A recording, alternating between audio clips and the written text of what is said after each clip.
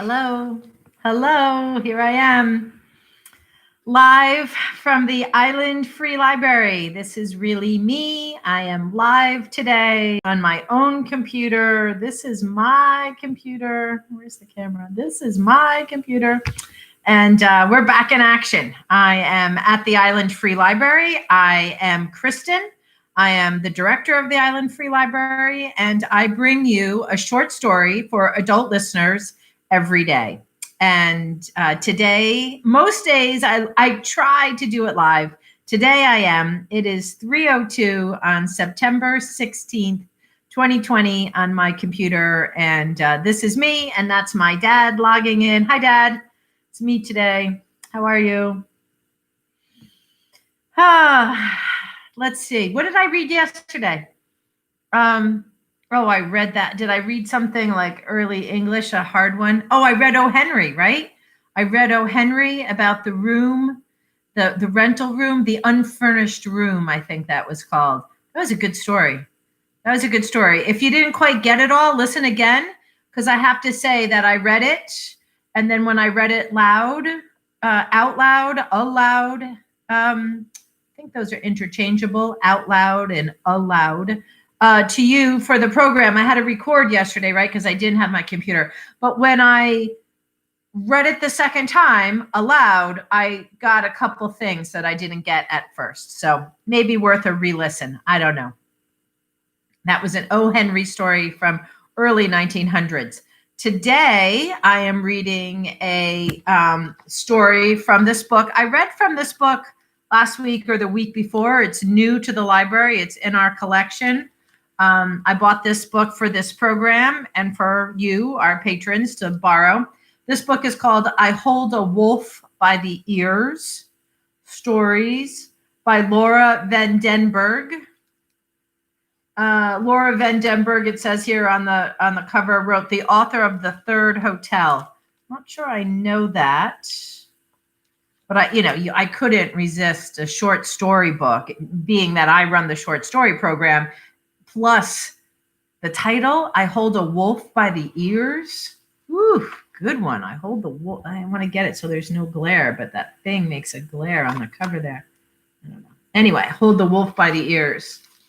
Published by Farrar, Straus, and Giroux, 2020. I'm going to read today a short story from this book called Friends. You have a sip of water.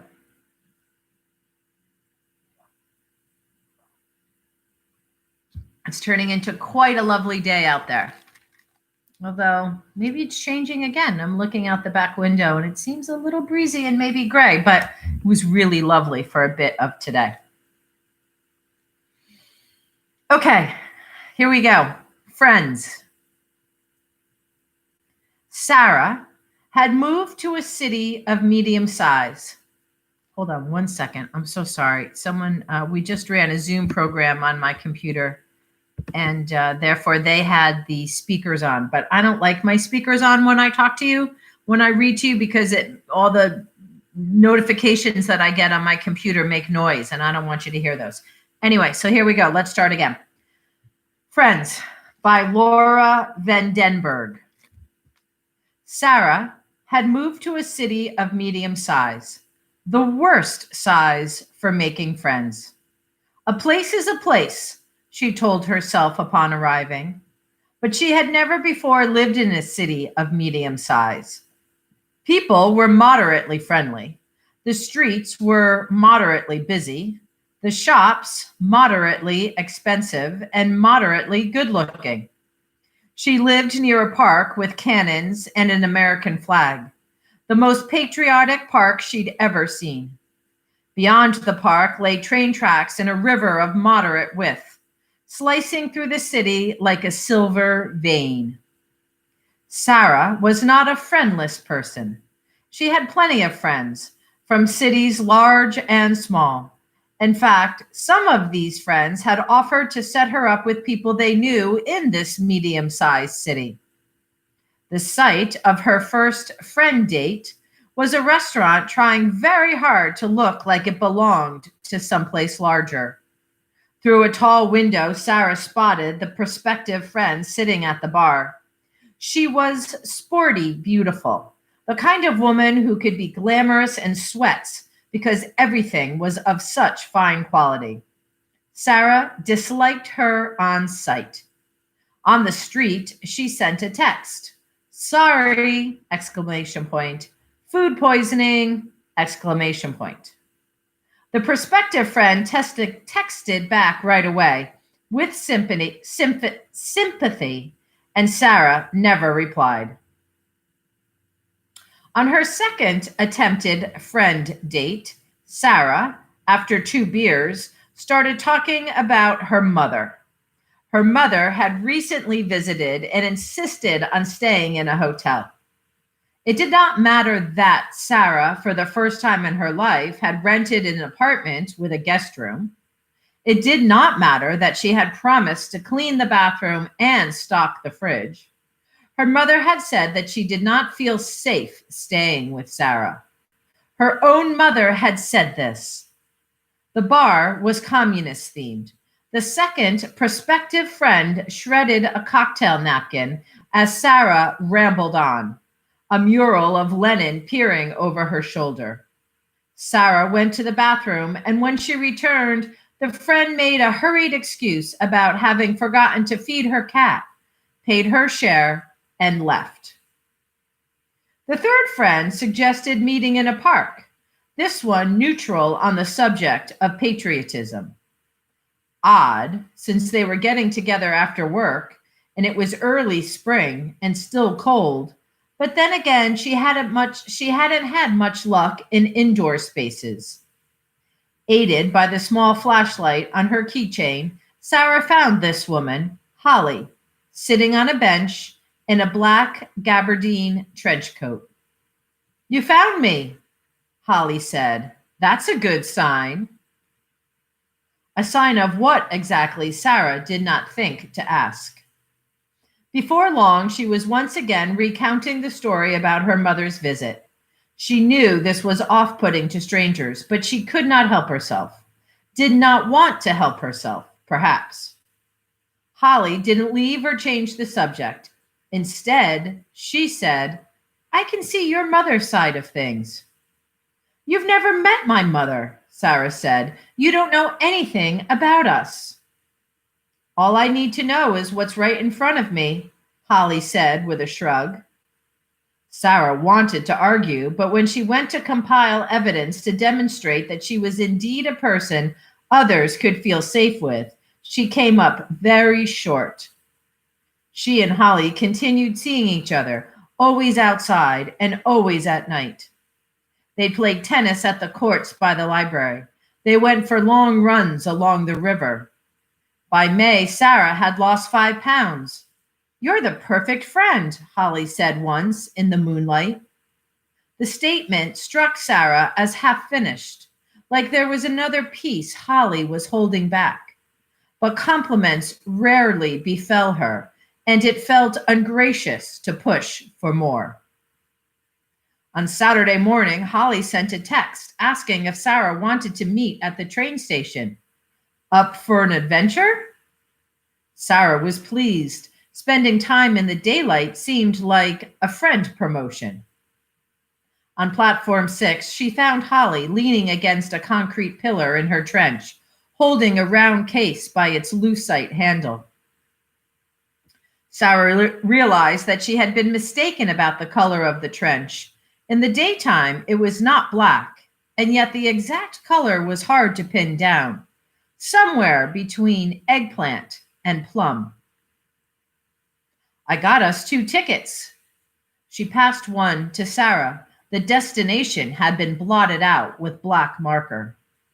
Holly gave Sarah the window seat, and as the train chugged away from the medium-sized city, she pressed her palms to the glass and thought of the tiny cacti lined up in her windowsill, the plants favored by people who did not know how to take care of anything. They rolled past Trenton, Philadelphia, Baltimore. They drank watery coffee and ate baby bells. When Sarah asked after their destination, Holly just said, "We have a ways to go." By the time they hit DC, the sun was melting across the sky, bright and shapeless. Holly made another trip to the cafe car and returned carrying a cardboard tray packed with little red wines and hummus cups. She handed the tray to Sarah and collected the round case. She said it was time to go to the roomette. "This is an overnight?" Sarah said, frowning. She was not prepared to spend the night on a train or anywhere else. "We have a ways to go," Holly said again. The roomette held bunk beds and the smallest toilet Sarah had ever seen. She sat on the bottom bunk. Holly joined her, unscrewed a little wine, and handed Sarah the bottle. "That city was not of a good size," Holly said. "The people who built it should have stopped sooner or made more." Sarah was troubled by the past tense, as though the city had ceased to exist upon their departure. She took a long drink. "I was starting to get used to it," Sarah said, her throat burning a little. "The city seemed bigger at night." "You won't miss it much," Holly replied. The train swayed. Sarah felt the wine slosh in her stomach. "Are you kidnapping me? Do you see a gun? Can a friend kidnap a friend?" Holly laughed and slugged her in the shoulder. "Seriously, though, I can't start over in a new place without a friend. Can you imagine?" "Yes," Sarah said, "I can." "You, my dear, are a cautionary tale." Holly loosened the belt on her trench and opened the round case, which was much deeper than it had appeared from the outside. She passed Sarah a set of thin white cotton pajamas, a travel-sized toothbrush, and toothpaste balanced on top. "I should call my mother." By then, the land around the tracks had gone dark, and Sarah had killed the bottle. "Forget about your mother," Holly said. "She doesn't want to hear from you." In Hamlet, North Carolina, they climbed onto the bunk beds. Sarah took the top, the ceiling so close she felt as though she'd been sealed inside a carapace. A little while later, Holly's voice floated up from the floor. "So what happened with your mother? I have my ideas, but I'd like to hear about it in your own words." That winter, Sarah had moved in with her mother to help her recover from an operation, serious and invasive, and this arrangement had brought out the worst in both of them. Her mother had a little silver bell she rang every 2 minutes. All the ways Sarah tried to help were wrong. She got the wrong things at the grocery. She always forgot to refill the bedside water glass. She left the TV remote out of reach. One afternoon, she locked her mother's door from the outside. She listened to the chiming bell.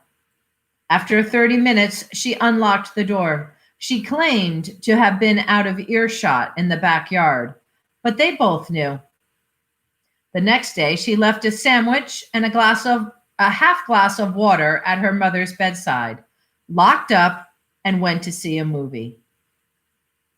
Let's just say things did not improve from there. Sarah thought it was close to midnight, though she couldn't be sure because her watch had stopped ticking in Cary. Her phone had died too, and none of the chargers in the roomette were working.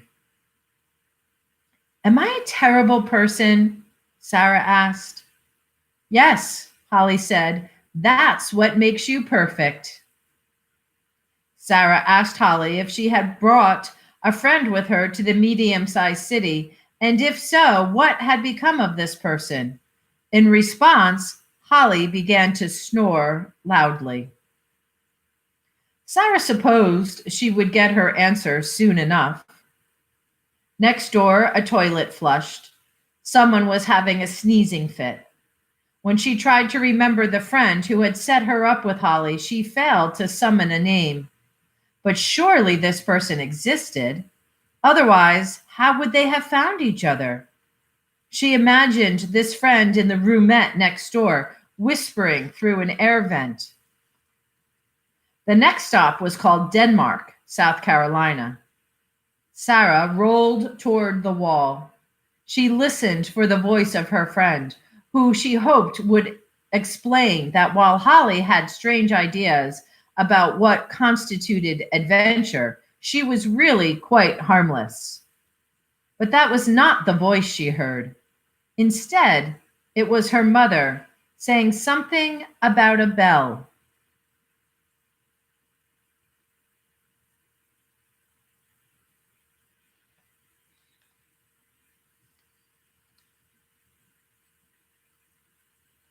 That is Laura Van Denberg. I Hold a Wolf by the Ears. And that short story was called Friends. Funky little book. I like this little book. I think I said that last time after I finished. You know what I read from this? I read Slumberland. And Slumberland, right? That was the one where the